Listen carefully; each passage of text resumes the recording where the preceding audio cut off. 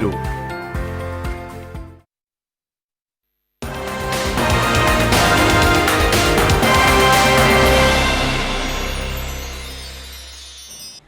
आप देख रहे हैं स्वराज एक्सप्रेस पर किसान बुलेटिन और मैं हूं आपके साथ अनिका आर्यन। सबसे पहले शुरुआत करते हैं सुर्खियों के साथ। हरियाणा में रंग लाया किसानों का ऑनलाइन आंदोलन। बिजली विभाग ने जारी करने शुरू किए बिजली कनेक्शन। कई साल से लटके थे किसानों के आवेदन। कोरोना संकट पर कांग्रेस नेता राहुल गांधी के साथ बातचीत में आरबीआई के पूर्व गवर्नर रघुराम राजन ने दी अहम सलाह। कहा, गरीबों को मिले सीधी मदद, महज 65,000 करोड़ रुपए आएगा खर्च। महाराष्ट्र से लौटे प्रवासी मजदूरों को एमपी ने अपनी सीमा में घुसने से रोका। नाराज मजदूरों ने शुरू किया धरना। उत्तर प्रदेश के रहने वाले हैं ज्यादातर मजदूर। हरियाणा में मजदूरों की कमी के चलते मंडियों से गेहूं के उठान की रफ्तार सुस्त। मंडियों में अनाज रखने के लिए जगह की किल्लत। बारिश से नुकसान होने का संकट बढ़ा।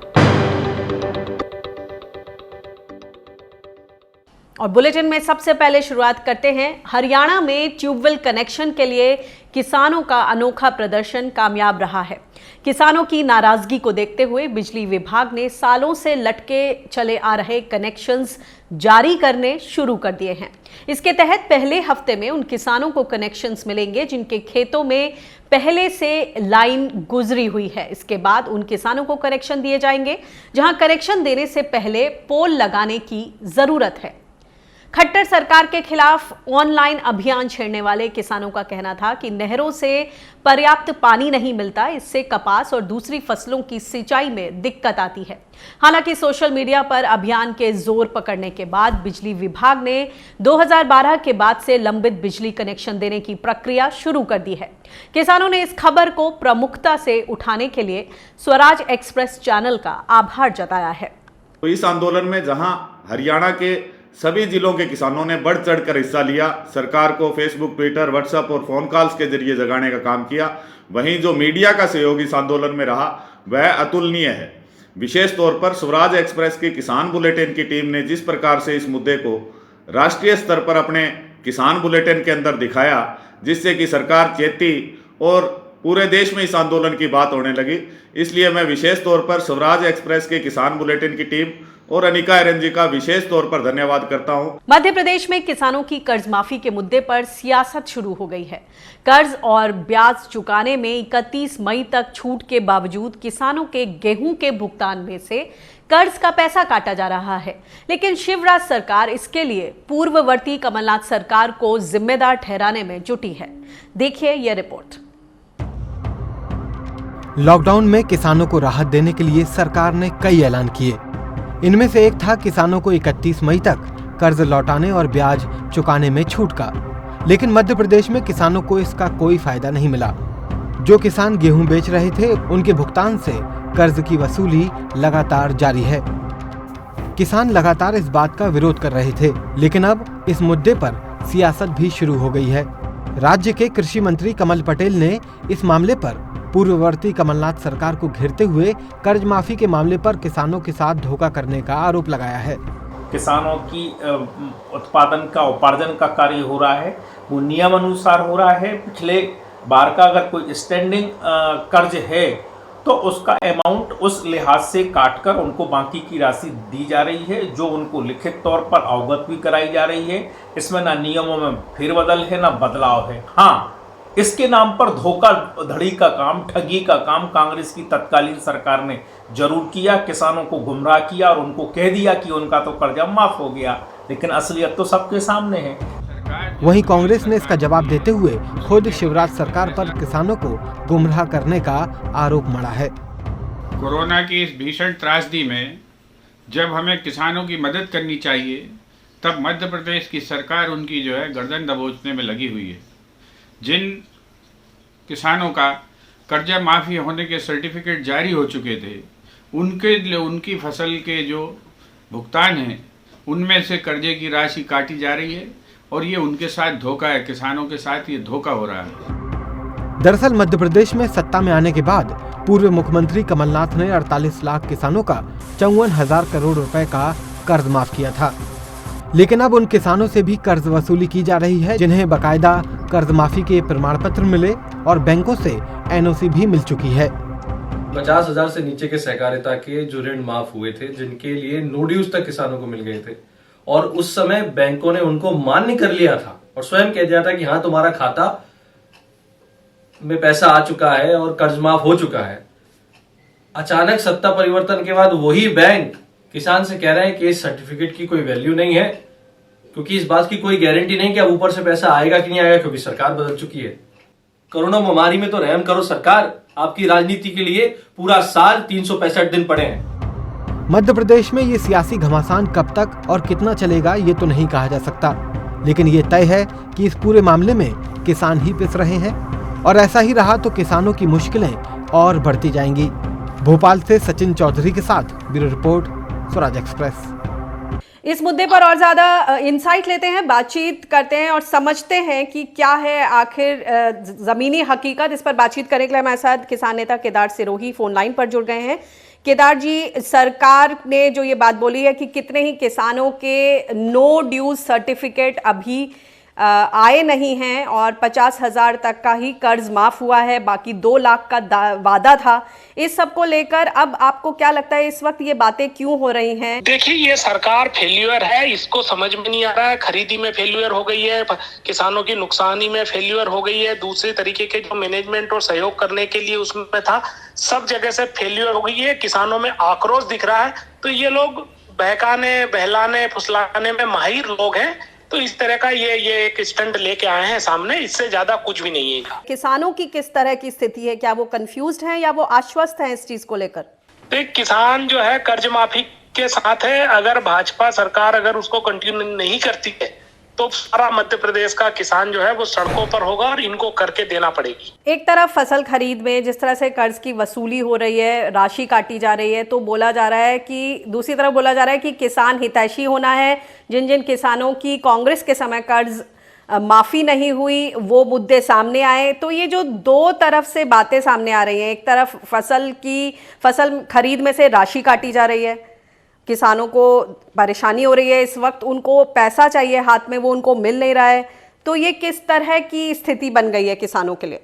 देखिए शिवराज जी, टोटल झूठ की इनकी दुकान चल रही है। 2000 से ज्यादा करोड़ों की मध्य प्रदेश में खरीदी हुई है गेहूं की, जिसमें से मात्र 258 करोड़ का किसानों को भुगतान हुआ है। मतलब आप देख लीजिए 10-11%, 12% का भुगतान हुआ। 325 लाख टन हमारा गेहूं का प्रोडक्शन है। ये दाना दाना खरीदने की बात कर रहे हैं और अभी तक मात्र 23 लाख टन खरीद पाए हैं। दूसरी तरफ ये कह रहे हैं हम गांव-गांव और पंचायत खरीदी कर रहे हैं। अब आप इनसे देखिए, इनके आंकड़ों में ही इनकी झूठ पकड़ में आ रही है।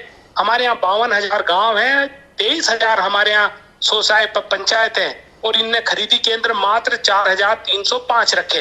ये जो गुमराह कर रहे हैं, ये झूठ बोल रहे हैं, ये लोगों के सामने आ रहा है। अभी जिस तरीके से ये चने पे भी थोड़ा सा गुमराह करने की कोशिश कर रहे हैं किसानों को, 80 लाख टन में से मात्र 8-9 लाख टन खरीदने का इनका प्लान है। केंद्र सरकार ने इनको आगे की अनुमति नहीं दी। अगर ये ज्यादा खरीद लेंगे तो सरकार के खजाने में पैसा नहीं है, आगे ये भुगतान कैसे करेंगे, भगवान मालिक है इनका। तो क्या आपको लगता है कि इसी जो खरीदी ठीक तरह से जो रफ्तार नहीं पकड़ पा रही है और जो भुगतान नहीं हो पा रहा है, इससे ध्यान हटाने के लिए ये मुद्दा सामने आया कि कमलनाथ सरकार के समय पर कर्ज माफी ठीक तरह से नहीं हुई? बिल्कुल, ये इनका सोचा समझा किसानों को गुमराह करने का और मुद्दों से ध्यान भटकाने का तरीका था, इससे ज्यादा कुछ भी नहीं है। अगर इनको FIR करनी है, इतना ही इनको दुख है, तो जो 16,000 किसानों की 16,000 किसानों की आत्महत्या हुई है मध्य प्रदेश में 15 साल में, उसके ऊपर करें ना। ये जो भावांतर में पिछले बार में लूट हुई हजारों करोड़ों की, उसके ऊपर करें। 2008 में कर्ज माफी हुई थी, उसमें भाजपा के लोगों ने किसानों का पैसा नहीं दिया, किसानों का पैसा खा के टकार गए। 2008 का वसूली 2016 में निकाला, 8 साल बाद। उस धोखेबाजों के ऊपर इनको FIR करनी चाहिए। पर ये बात उन सब चीजों को हटके इन मुद्दों पे लेके आ रहे हैं जिनका कोई आज की तारीख में सारांश नहीं है। आज की तारीख में भाजपा सरकार को खरीदी सही करनी चाहिए, लोगों को फल फूल सब्जी वालों को सहयोग देना चाहिए था। मक्का की खरीदी की बात क्यों नहीं करते, ये प्याज की खरीदी की बात क्यों नहीं कर रहे हैं, दूध के भाव नीचे गिर रहे हैं, उनकी बात क्यों नहीं कर रहे हैं। नकली अदान और ये जो बिक रहा है उसको कंट्रोल करने की बात क्यों नहीं कर रहे हैं? हम मालों को हम माली नहीं दे रहे हैं, उसकी कोई बात नहीं कर रहे हैं। लेकिन केदार जी, ये बात भी तो सच है, जिस तरह से कई लोगों का कहना है कि जिस तरह की कर्ज माफी की बात की थी कि 10 दिन के अंदर कर्ज माफी होगी, वो तो अंततः नहीं हुई। तो किसानों में इस चीज को लेकर रोष तो है ही। देखिए, किसानों को ये चीज समझ में आ गई है कि ये कर्ज माफी बहुत सिस्टमेटिक तरीके से हो रही। 25 लाख किसान में से एक किसान कोई का फर्जीवाड़ा बता दीजिए। पूरे मध्य प्रदेश को हमारा खुला चैलेंज रहा है कि एक भी किसान का कोई का फर्जीवाड़ा हुआ है। जिसका कर्जा था उसी का माफ हुआ, प्रॉपर ट्रैकिंग हुई, प्रॉपर उसके बाद में डॉक्यूमेंटेशन हुआ और ये प्रक्रिया जो थी वो चली थी। अब सबको मालूम है, भाजपा कहती थी हम लंगड़ी सरकार है और उसके ऊपर 2 लाख करोड़ का शिवराज जी का कर्जा का बोझ था। न जाने किन किन लोगों का तो वो पैसा देके नहीं गए थे, फसल बीमा का प्रीमियम नहीं देके गए।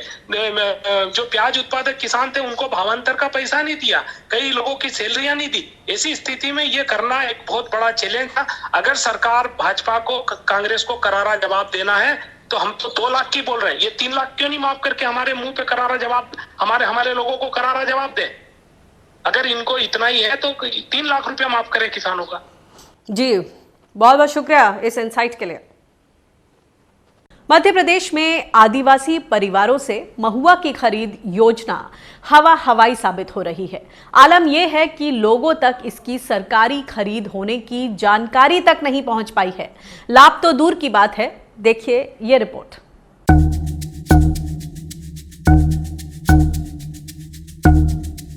इस बोर्ड को देखिए, ये मध्य प्रदेश के सिंगरौली में लघु वनोपज की खरीद की जानकारी दे रहा है। इस पर लिखा है कि ग्रामीणों से महुआ 35 रुपए किलो के हिसाब से खरीदा जाएगा, लेकिन यहाँ पर अब तक खरीद शुरू ही नहीं हो पाई है। सुनिए कि इससे स्थानीय लोगों को कितना घाटा उठाना पड़ रहा है। क्या रेट महुआ बेचती हैं? 25 रुपये। 25 रुपए। जैसा कि ये सूचना मिल रहा है कि जंगल विभाग के द्वारा महुआ की खरीदारी की जा रही है, क्या सूचना मिली इसकी? हमको नहीं मालूम है। यहाँ गांव में किसी को बताया गया है क्या? कहाँ नहीं बताया गया।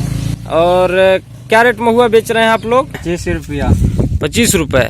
जैसा कि जानकारी मिल रही है, जंगल विभाग समिति द्वारा महुआ फूल का रेट निर्धारित किया गया है। क्या इसकी सूचना आपको मिली है? नहीं मिला है। नहीं मिला है। गाँव में कोई नहीं जानता भी? नहीं जानता। तो सुना आपने, लोगों को ये जानकारी ही नहीं है कि महुआ का सरकारी दाम 35 रुपए किलो तय किया गया है।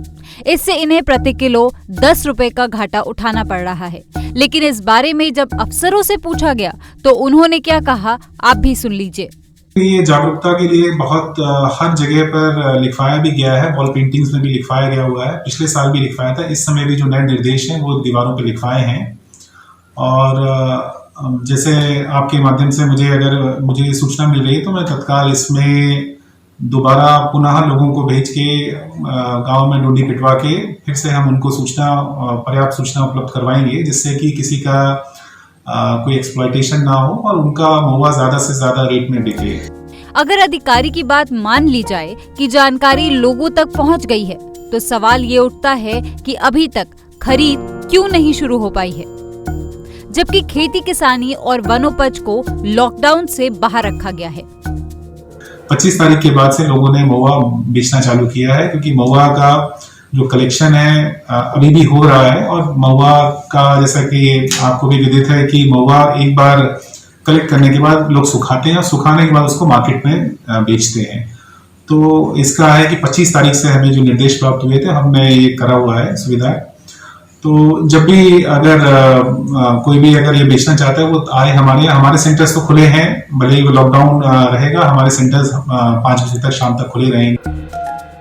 ग्रामीण दिन रात करके एक दाना महुआ चुनते हैं, लेकिन सरकार और प्रशासन की लापरवाही के चलते इन ग्रामीणों की जगह कारोबारी और साहूकार जैसे बिचौलिए मालामाल हो रही हैं। मध्य प्रदेश के सिंगरौली से सुरेश कुमार पांडे के साथ bureau report, Swaraj express. Lockdown के दौरान किसानों की परेशानियों की तमाम तस्वीरें हम आपको दिखा रहे हैं। सब्जी किसानों की मुश्किलें और नुकसान की एक तस्वीर ये भी है, जिसमें एक किसान अपने ही खेत में लगी मूली की फसल पर ट्रैक्टर चलाकर उसे उजाड़ रहा है। उत्तर प्रदेश के गाजीपुर के किसान तौफीक अहमद बीते कई दिनों से मूली की फसल ना बिकने से परेशान थे और आखिर में उन्हें अपनी पूरी फसल को ही उजाड़ना पड़ गया। उन्होंने करीब 2.5 बीघा जमीन पर 85,000 की लागत से मूली की खेती की थी। आम दिनों में ये मूली 10 से 12 रुपए किलो में बिक जाती थी, लेकिन अभी 2 रुपए किलो भी नहीं मिल रहे हैं। मूली, टमाटर, मिर्च जैसी तमाम सब्जी उगाने वाले किसानों के लिए फिलहाल यही हाल है और लाखों का नुकसान हो रहा है, जिसकी भरपाई की कोई उम्मीद भी नहीं है। मूली का खेत तो ज़्यादा ही नुकसान हो गया है, 2-3 बीघा कम से कम नुकसान हो गया है। कितना लागत लगे होंगे? तो लागत 80 से 85 हज़ार रुपया लगा है। कितने उम्मीद थे आने की? उम्मीद तो था ज़्यादा, भाई 1.5 लाख आ जाए, 2.25 आ जाए। तो ऐसे में लॉकडाउन का ये असर है कि और कैसे परिवार चल रहा है? फिर वैसे ही चल रहा है, अब नहीं चलेगा तो क्या करेंगे, अब मजबूरी है तो चलना ही पड़ेगा, अब क्या करेंगे। किसानों का बहुत तरह समस्या आ रहा है। मूली है बिक नहीं रहा है, मिर्ची के रेट कम है, 8 रुपया 7 रुपये बिक रहा रेट, और किसान के पूंजी नहीं आ रहा है, लोग बहुत परेशान है। किसानों को घर बार चलाने और अगली फसल की तैयारी करने के लिए नकदी की जरूरत है, लेकिन फसल ना बिक पाने से उनके हाथ खाली हैं। राजस्थान के कई जिलों में अब तक सरसों की सरकारी खरीद शुरू ही नहीं हो पाई है। ऐसे में खुले बाजार में फसल बेचने वाले किसानों को घाटा उठाना पड़ रहा है। सरसों का न्यूनतम समर्थन मूल्य पर 4,425 रुपए प्रति क्विंटल भाव है, लेकिन श्री गंगानगर जैसे जिलों में किसानों को इसे 3500 से लेकर 3700 रुपए में बेचना पड़ रहा है। यही हाल चने का है। इसकी एमएसपी 4,875 रुपए प्रति क्विंटल है, लेकिन किसान इसे 3700 तक बेचने को मजबूर हैं। हरियाणा की मंडियों में गेहूं आने की रफ्तार तेज हो गई है, लेकिन इसकी उठान में देरी के चलते गेहूं रखने की जगह कम पड़ने लगी है। मंडियों से गोदाम तक गेहूं को पहुंचाने में मजदूरों की कमी इसमें बड़ी बाधा बन रही है। इससे हिसार जिले में केवल 12% फसल ही मंडी से गोदामों तक पहुंच पाई है। इसी तरह करनाल में अब तक खरीदे गए 40 लाख क्विंटल गेहूं में से महज 14 लाख क्विंटल ही गोदामों तक पहुंच पाया है। इन सब के बीच मौसम खराब होने के पूर्वानुमान ने किसानों की चिंता बढ़ा दी है। जाहिर है, अगर मौसम बिगड़ता है और बारिश होती है तो मंडियों में रखा गेहूं से सुरक्षित बचा पाना बेहद मुश्किल होगा। कांग्रेस के पूर्व अध्यक्ष राहुल गांधी ने भारतीय रिजर्व बैंक के पूर्व गवर्नर और अर्थशास्त्री रघुराम राजन से कोरोना संकट के तमाम मुद्दों पर वीडियो कॉन्फ्रेंसिंग के जरिए बातचीत की। इसमें कोरोना के टेस्टिंग से लेकर लॉकडाउन के बाद के हालात, गरीबों, प्रवासी मजदूरों और किसानों के मुद्दों पर चर्चा की गई। उन्होंने कहा कि कोरोना वायरस से निपटने के साथ ही लोगों की जीविका भी उसको सुरक्षित रखना बहुत बहुत जरूरी है। इस पर राहुल गांधी ने उनसे पूछा कि गरीबों की मदद के लिए कितने पैसों की जरूरत होगी। रिजर्व बैंक के पूर्व गवर्नर के मुताबिक गरीबों को सीधी मदद देने के लिए महज 65,000 करोड़ रुपए की जरूरत पड़ेगी। What do you think about the agricultural sector and the workers, migrant workers? How should we be thinking about their finances?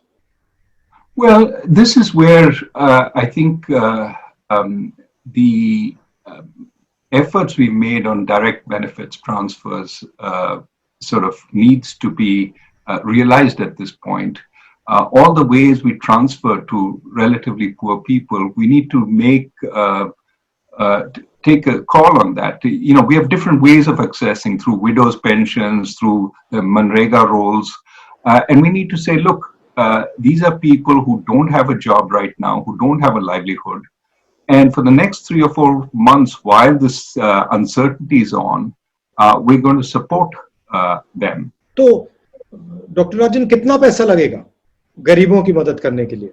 तकरीबन 65,000 करोड़। 65,000 और 65,000 करोड़ इतना ज्यादा नहीं है। हमारा जीडीपी 200 लाख करोड़ है और उसमें 65,000 करोड़ इतना ज्यादा नहीं है, तो कर सकते हैं।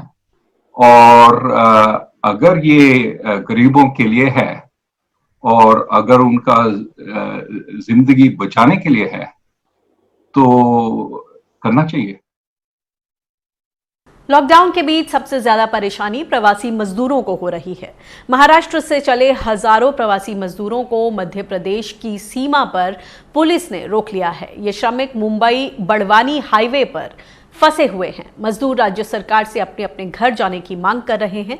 इजाजत नहीं मिलने पर मजदूरों ने सीमा पर ही धरना शुरू कर दिया है। इनमें से ज्यादातर प्रवासी मजदूर उत्तर प्रदेश के हैं, जो मध्य प्रदेश के रास्ते उत्तर प्रदेश में दाखिल होना चाहते हैं।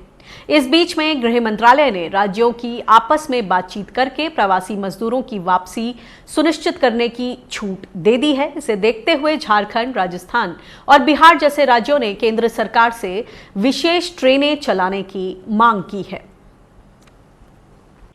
और इस मुद्दे पर और ज्यादा बातचीत करने के लिए हमारे साथ फोन लाइन पर जुड़ गए हैं प्रदान के झारखंड से टीम कोऑर्डिनेटर प्रेम शंकर जी।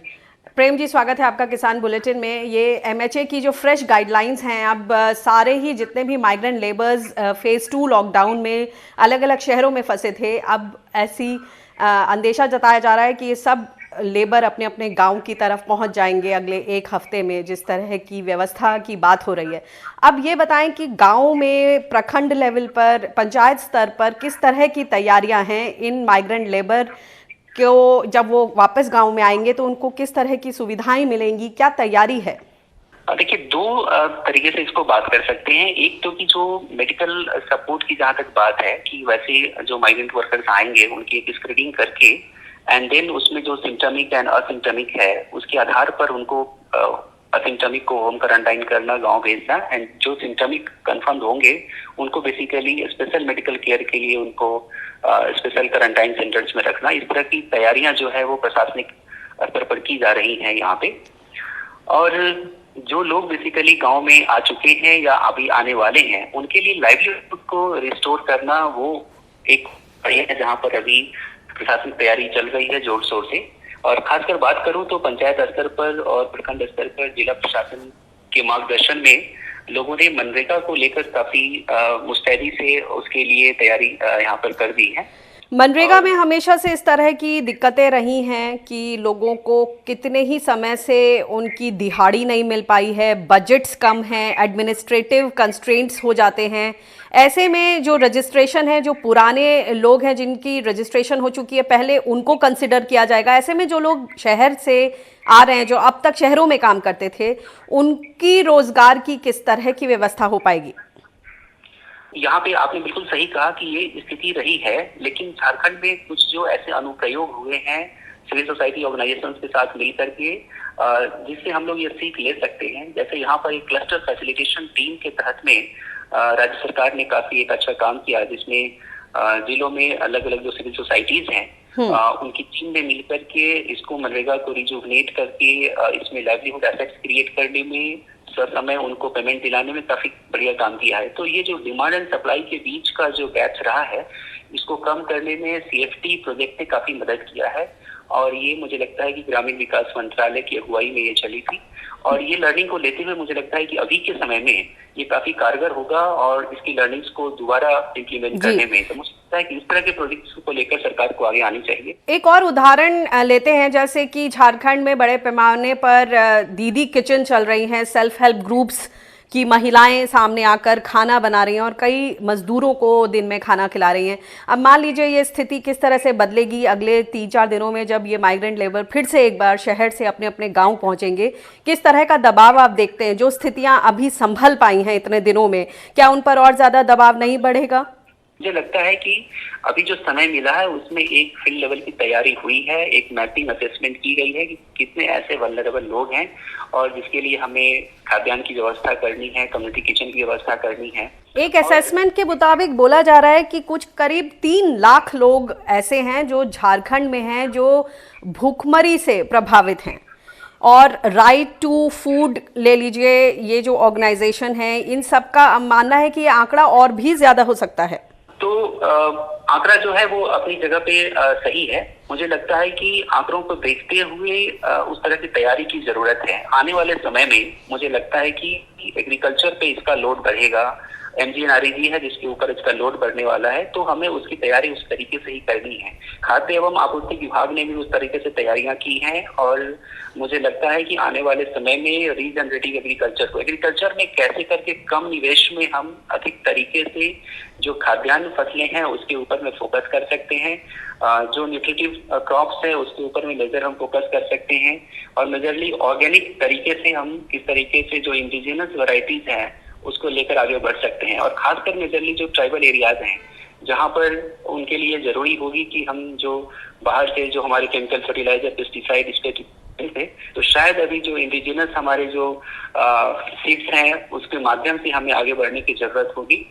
और ऐसे में जो सरकार की बहुत सारी स्कीम्स अभी आ रही हैं, हरित ग्राम योजना, ये सारी चीजों को लेकर, और सिविल सोसाइटीज भी बहुत सारे सरकार के साथ में नए अनुप्रयोग को लेकर के आई हैं झारखंड में। मुझे लगता है उन सबको दोबारा एक साथ मिलकर के योजना बनाने की जरूरत है, जिस पे काम करने से शायद कई समस्याओं का एक निराकरण ढूंढा जा सकता है। जी, बहुत बहुत शुक्रिया इस इनसाइट के लिए। तो कुल मिलाकर जो खेती है और मनरेगा, इन दोनों पर फोकस रखना पड़ेगा, तभी शायद गांव में जो विकास का पहिया है वो रफ्तार पकड़ सकेगा। बहुत बहुत शुक्रिया इस बातचीत के लिए। Thank you. लॉकडाउन में फंसे मजदूरों की आर्थिक तंगी की बात किसी से छुपी नहीं है। ऐसे में जिंदगी की गाड़ी चलती रहे, इसके लिए वो हर काम कर रहे हैं जिससे 4 पैसे मिल सके। ये काम भी जो पहले कभी भी किया नहीं हो। देखिए ये रिपोर्ट। ये बोरा उठाया और ये रखा सर पर, ये पटका ट्रक में।